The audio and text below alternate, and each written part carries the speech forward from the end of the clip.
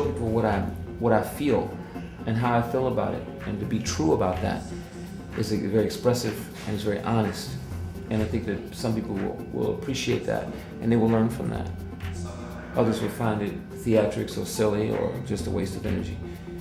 But there are those, and not many, that will find it, really a close expression of what it is. And they'll walk away maybe with some sort of, inspiration or enlightenment or just a moment of clarity about what it was all about. And that's cool. That means you've done your job. If you can make people stop for 1 minute is a long time to think about this, you've done your job. Many people, especially in music, they're not very confident about what they want to do, so they can then move from one style to another. And for me, the most important thing I've learned is that the only way is to develop your own trademark sound in a way. And it's maybe the hardest thing, but you have to keep on trying for a long time, and after a while you kind of teach yourself who you really are as a musician, and that actually comes straight across to people once you know it, once you acknowledge it. The only thing I can answer to that is to learn to really be yourself, meaning not listening to what people say without hurting anyone, and keeping some space in your life to have a clear mind so you take the right decisions, but the ones with your heart, not necessarily with your mind. But it's the most difficult thing in the world, I suppose. Be dense with your music. Don't resign on the sounds that are given to you. It's very easy now to buy all the software and use all the stock programs, and the libraries are getting longer and longer and bigger.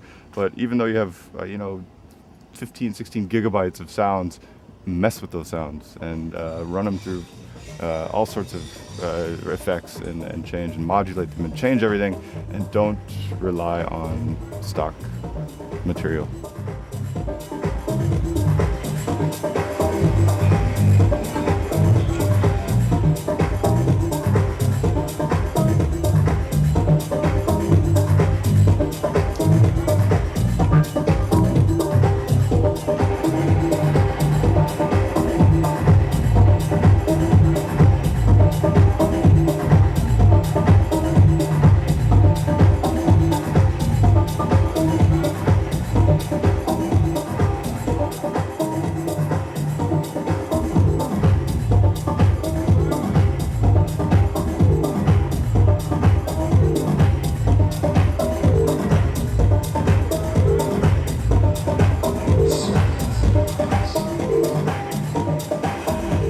Every time we went to rave parties, there was a track we could recognize, and they would make kind of a quiz with me, like, what is this track? And then I would say a name wrong, and they would say, you know better than that, It wasn't something that I had aspirations to do as a kid.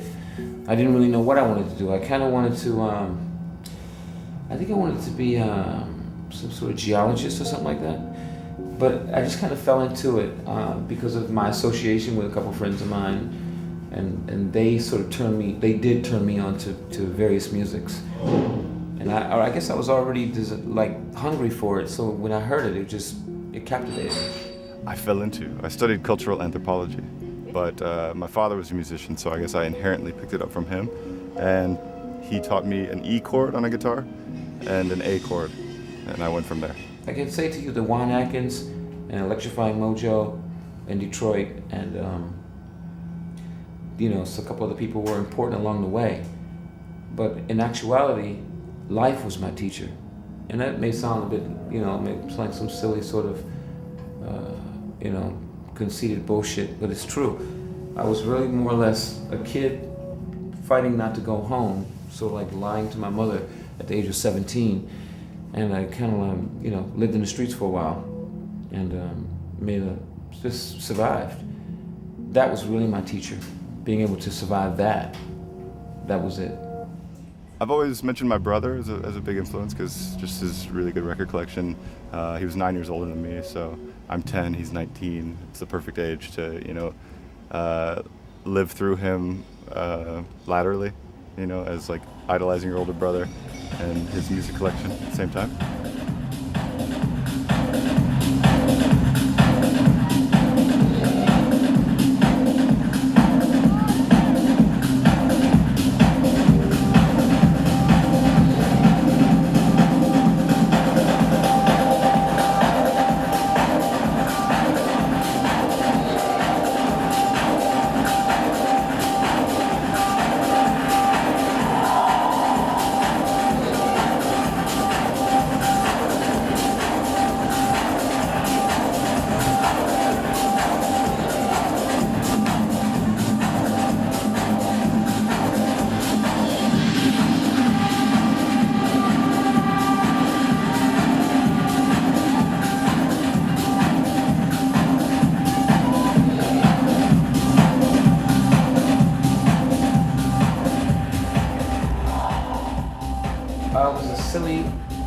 class clown.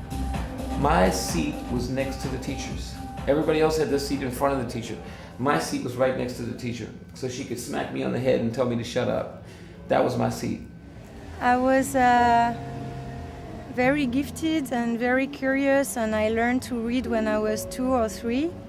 So I jumped a class, and I was always on the moon, very creative in my own world, doing my homework so my parents would leave me alone. So let's say from afar I looked like a very good pupil, very advanced, but it was just a surface, because deep inside I just did it to be in peace. I was putting on the front, I guess, in the very beginning, and doing what I had to do to get through it. Same with like university, going through anthropology and then always focusing on music and really knowing that I wanted to do music the whole time. Likes to daydream, I guess. Likes to make inappropriate comments at the wrong time, and is an excellent listener. Really, like I said, I had to learn. For me, it's been a lifelong lesson to learn to listen, because I've always had a problem with that. I've always thought I was one step ahead, and in some cases I may be, but you truly only learn the valuable lessons in life when you can listen. The teachers didn't really like me, but they couldn't really make me fail. I liked Italian, like literature. I really liked math, but I wasn't good at it, so it was like kind of hit and miss. Pretty much that. English, of course. Yeah. Unadapted, problems with authority, like many artists. But I try to, let's say, fuck the system from inside to do my thing, but never try to be too confrontational. Just like taking bends to get to where I wanted to go, kind of.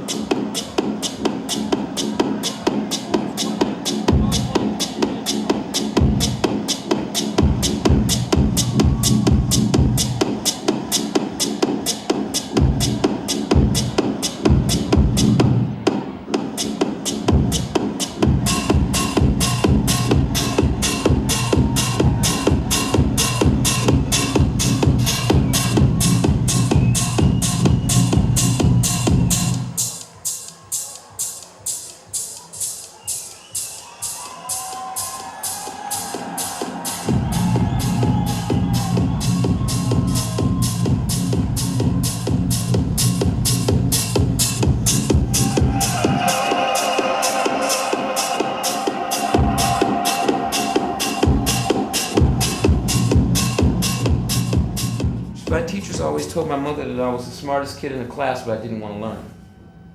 And I think that my opportunities and what I did with my life is very rare, because it was a chain of events that led up to where I am today. It wasn't just about one opportunity, one thing, one situation. I like to think that I'm my own teacher, in a sense that I always think a lot and want to understand why things happen to me and take a lesson out of it and take the best out of it and try to be a good person all the time. And music makes me do all that to unknown people in a way. I'm in touch with like a bunch of old Italo DJs, like back in the day, like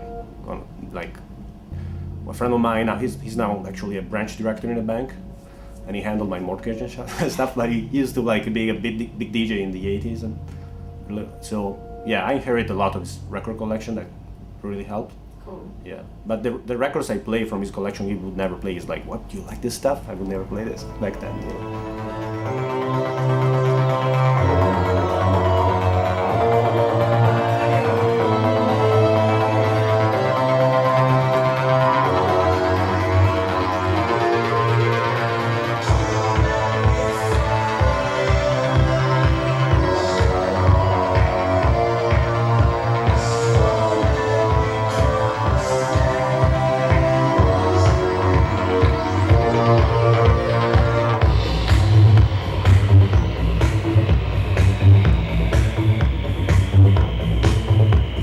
serious note, it always is a learning process. You know, making music for me is always listening to other people's music, my idols, my peers, and just trying to reinterpret what they're doing and take inspiration from it.